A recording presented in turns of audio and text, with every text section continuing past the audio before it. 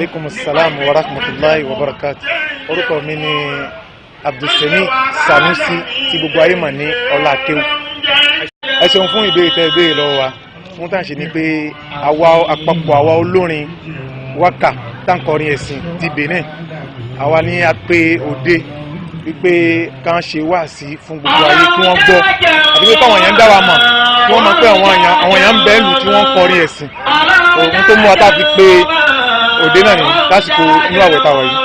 Iná orin tá a ṣe akọrin púpọ̀ gan-an ṣùgbọ́n èyí tó jẹ́ orin ìkẹyìn tí ń lọ lọ́wọ́lọ́wọ́ tá a kọ náà lèyí tá a kọ tí gbogbo yẹn mọ́ kọ nínú àwẹ̀ pé ọ̀rẹ́ mi jẹ́ àjọgbà o ọ̀rẹ́ mi jẹ́ àjọgbà o Ramadan ọ̀rọ̀ yẹn ló jẹ́ fún wa ọ̀rẹ́ mi jẹ́ àjọgbà o.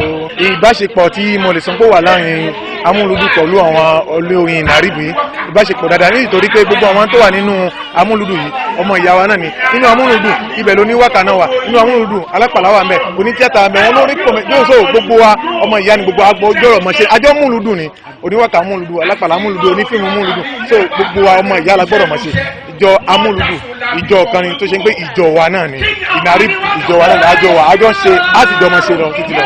ẹni tí mo lè sọ fún ètò Yorùbá tẹlifíṣàn yìí náà ni pé àdúrà ló yẹ mí kí n ṣe fún wọn ni pé iléeṣẹ́ náà kò ní dàrú mọ́ wọn lọ́wọ́ yóò máa lọ síwájú ni kò ní lọ sẹ́yìn mọ́ níṣì torí pé àwọn gẹ́gẹ́ náà fi wá hàn án náà jẹ́ ká mọ kí àgbáyé máa mọ̀ wá. ẹ máa ṣe DFTV ẹ̀yin lẹ jẹ́ kán mọ̀ wá kárí ayé nílùú London o l'Amẹ́ríkà o ṣé bẹ́yìn náà ni ẹ ò ní dọ́là rẹ̀ yín o ẹ ṣàmì kí n gbọ́ ẹ máa ṣe DFTV ẹ̀yin lẹ jẹ́ kán mọ̀ wá kárí ayé.